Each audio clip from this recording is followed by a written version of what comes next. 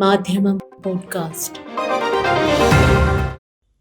Editorial 2026 April 20 തിങ്കൾ. ലോക്സഭയുടെ അംഗബലം ഉയർത്തുക എന്നതാണ് വനിതാ സംവരണ ബില്ലിലൂടെ ലക്ഷ്യം വെക്കുന്നത്. രാഷ്ട്രീയ നേട്ടത്തിന് രാജ്യത്തെ കരുവാക്കാൻ BJP നടത്തിയ ശ്രമം പൊളിഞ്ഞപ്പോൾ രാജ്യമാണ് ജയിച്ചതെന്ന് ചൂണ്ടിക്കാട്ടുന്നതാണ് ഇന്നത്തെ എഡിറ്റോറിയൽ. ജനാധിപത്യ വിരുദ്ധതയ്ക്കെതിരെ ഒരു ജനാധിപത്യ മാതൃക. ദുരുദ്ദേശത്തോടെ അവിഹിത രീതിയിൽ യൂണിയൻ സർക്കാർ നടത്തിയ അനുചിത നീക്കം ലോക്സഭയിൽ പരാജയപ്പെടുത്തിക്കൊണ്ട് പ്രതിപക്ഷം രാജ്യത്തെ ഒരു ദുർവിധിയിൽ നിന്ന് തൽക്കാലത്തേക്കെങ്കിലും രക്ഷിച്ചിരിക്കുന്നു. ലോക്സഭയിലും നിയമസഭകളിലും 33% വനിതാ സംവരണം ഏർപ്പെടുത്താനെന്ന നാട്യത്തിൽ സർക്കാർ അവതരിപ്പിച്ച 131ാമത് ഭരണഘടനാ ഭേദഗതി ബിൽ ആവശ്യമായ 2/3 ഭൂരിപക്ഷം ലഭിക്കാതെ പരാജയപ്പെട്ടു. ലോക്സഭയുടെ അംഗബലം ഇപ്പോഴത്തെ 543 നിന്ന് 850 ഉയർത്തുക, അതിൽ 33% വനിതകൾക്ക് സംവരണം ചെയ്യുക എന്നിവയായിരുന്നു ഭരണഘടനാ ഭേദഗതിയുടെ പ്രഖ്യാപിത ലക്ഷ്യം. എന്നാൽ ഇതിലൊരു ചതിക്കുഴി ഉണ്ടായിരുന്നു. 2021 നടക്കേണ്ടിയിരുന്ന കാനേഷുമാരി അന്യായമായി നീട്ടിക്കൊണ്ടുപോയ യൂണിയൻ സർക്കാർ 2011 ജനസംഖ്യാ കണക്ക് അടിസ്ഥാനപ്പെടുത്തി മണ്ഡല പുനർനിർണയം നടത്തുമ്പോൾ BJPക്ക് സ്വാധീനമുള്ള സംസ്ഥാനങ്ങളിൽ ലോക്സഭാ സീറ്റുകൾ ഗണ്യമായി വർദ്ധിക്കുകയും പ്രതിപക്ഷ സ്വാധീനമുള്ള തെക്കൻ സംസ്ഥാനങ്ങളിലെ പ്രാതിനിധ്യം വല്ലാതെ കുറയുകയും ചെയ്യും. ഉത്തർപ്രദേശ്, ബീഹാർ, മധ്യപ്രദേശ്, രാജസ്ഥാൻ, ഹരിയാന, ഛത്തീസ്ഗഡ്, ഉത്തരാഖണ്ഡ്, ഡൽഹി തുടങ്ങിയ സംസ്ഥാനങ്ങൾക്ക് ഇപ്പോൾ മൊത്തമുള്ള 207 ലോക്സഭാ സീറ്റ് 366 വർദ്ധിക്കും. കേരളം, തമിഴ്നാട്, കർണാടക, ആന്ധ്രാപ്രദേശ്, തെലങ്കാന, പുതുച്ചേരി എന്നിവയ്ക്ക് ഇപ്പോഴുള്ള 132 സീറ്റ് 176 മാത്രമേ എത്തൂ. തെക്കൻ സംസ്ഥാനങ്ങൾക്ക് ഇപ്പോഴുള്ള 24.3% ലോക്സഭാ പ്രാതിനിധ്യം 20.7% ഇടിയും. സർക്കാർ നയങ്ങൾ കാരണം ഇതിനകം തന്നെ വല്ലാതെ കുറഞ്ഞിട്ടുള്ള ഫെഡറൽ സന്തുലനം പാടെ തകരും. തെക്കൻ സംസ്ഥാനങ്ങൾ അന്യവൽക്കരിക്കപ്പെടും. ഇത് രാജ്യത്തിനുണ്ടാകുന്ന പരിക്ക് ചെറുതാവില്ല. പാർട്ടിയുടെ രാഷ്ട്രീയ നേട്ടത്തിന് രാജ്യത്തെ കരുവാക്കാൻ BJP നടത്തിയ ശ്രമം പൊളിഞ്ഞപ്പോൾ രാജ്യമാണ് ജയിച്ചത്. NDA സർക്കാരിൻ്റെ ലക്ഷ്യം നടക്കാതെ പോയതോടെ വനിതാ സംവരണത്തെ പരാജയപ്പെടുത്തിയ കുറ്റം പ്രതിപക്ഷത്തിനുമേൽ ചാർത്തുകയാണ് പ്രധാനമന്ത്രിയും മറ്റും.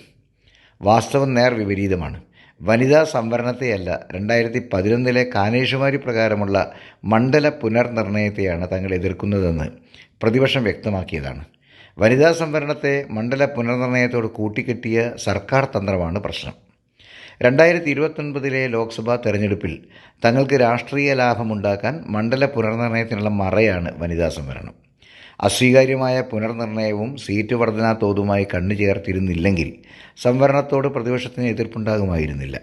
ബിൽ പരാജയപ്പെടുമെന്ന് തോന്നിയപ്പോൾ സ്പീക്കർ നടത്തിയ സമവായ ശ്രമത്തിൽ പോലും അതേ നിലപാട് പ്രതിപക്ഷം വ്യക്തമാക്കിയിരുന്നു. പുനർനിർണയത്തെ വനിതാ സംവരണത്തിൽ നിന്ന് പൂർണ്ണമായും വേർപെടുത്തിയാൽ സംവരണത്തെ പിന്തുണക്കാം എന്നായിരുന്നു ആ നിലപാട്. എന്നാൽ സർക്കാർ അത് തള്ളിക്കളയുകയായിരുന്നു. അതായത് പ്രതിപക്ഷം പരാജയപ്പെടുത്തിയത് വനിതാ സംവരണത്തെയല്ല, മണ്ഡല പുനർനിർണയത്തെയും അശാസ്ത്രീയമായ സീറ്റ് വർധനയുമാണ്. വനിതാ സംവരണത്തെ പരാജയപ്പെടുത്തിയത് പ്രതിപക്ഷത്തിന് അസ്വീകാര്യമായ നിയമങ്ങളുമായി അതിനെ കോർത്തുവെച്ച സർക്കാരാണ്. ബില്ലിൻ്റെ പരാജയം ഒരു ദുരവസ്ഥയിൽ നിന്ന് രാജ്യത്തെ രക്ഷപ്പെടുത്തുക മാത്രമല്ല ചെയ്തത്. മോദി സർക്കാരിന് നേരിടേണ്ടി വന്ന ഈ ആദ്യ പരാജയം നിലപാടിൽ അധിഷ്ഠിതമായ പ്രതിപക്ഷ രാഷ്ട്രീയ ഐക്യത്തിൻ്റെ ഉജ്ജ്വല വിജയവുമായി. ജനാധിപത്യ സംവിധാനങ്ങളെ ഉപകരണമാക്കിയാണല്ലോ സർക്കാർ സമഗ്രാധിപത്യ അജണ്ടയ്ക്ക് വഴി അടയാളങ്ങൾ ഇട്ട് നോക്കിയത്. ജർമ്മൻ നാസിസവും ഇറ്റാലിയൻ ഫാസിസവും ദക്ഷിണാഫ്രിക്കൻ അപ്പാർത്തൈറ്റും സയനിസ്റ്റ് വംശീയതയുമെല്ലാം ജനാധിപത്യത്തിലൂടെ തന്നെയാണ് പുലർന്നതെന്ന് ഓർക്കുന്നത് നല്ലതാണ്. വനിതാക്ഷേമമെന്ന വർണ്ണപ്പൊതിയിലിട്ട് മോദി സർക്കാർ വിൽപ്പനയ്ക്ക് വെച്ചത് എന്ത് എന്ന് തിരിച്ചറിയാൻ പ്രതിപക്ഷത്തിന് കഴിഞ്ഞതാണ് ഒന്നാമത്തെ വിജയം. രാജ്യ നന്മയ്ക്ക് വേണ്ടി ഒരുമിക്കാൻ വ്യത്യസ്ത രാഷ്ട്രീയ ധാരകളിലുള്ളവർക്ക് കഴിഞ്ഞത് രണ്ടാമത്തെ നേട്ടം. കോൺഗ്രസ്, തൃണമൂൽ കോൺഗ്രസ്, ആം ആദ്മി പാർട്ടി മുതലായവ അന്യായ ബില്ലിനെതിരെ ഒന്നിച്ചു. ബംഗാൾ തെരഞ്ഞെടുപ്പിൻ്റെ തിരക്കിനിടയിലും തൃണമൂൽ കോൺഗ്രസിൻ്റെ 20 അംഗങ്ങളും ലോക്സഭയിലെത്തിയത് രാജ്യത്തോടുള്ള പ്രതിബദ്ധതയുടെ തെളിവാണ്. മോദി സർക്കാരിൻ്റെ ജനാധിപത്യ വിരുദ്ധ നീക്കങ്ങൾക്ക് തടയിടാൻ ശേഷിയുള്ള പ്രായോഗിക രാഷ്ട്രീയത്തിൻ്റെ വിജയം കൂടിയാണ് രാജ്യം ഇപ്പോൾ കണ്ടത്. ഗൂഢലക്ഷ്യങ്ങൾ തിരിച്ചറിയുക, അവയ്ക്കെതിരെ വിജയസാധ്യതയുള്ള മുറകൾ ആസൂത്രണം ചെയ്യുക, അത് ഒറ്റ മനസ്സോടെ നടപ്പാക്കുക. ഇതാണ് രാജ്യത്തെ രക്ഷിക്കാനുള്ള ഫോർമുല എന്നുകൂടി ഈ ലോക്സഭാ വിജയം കാണിച്ചു തരുന്നു. മാധ്യമം പോഡ്കാസ്റ്റ്.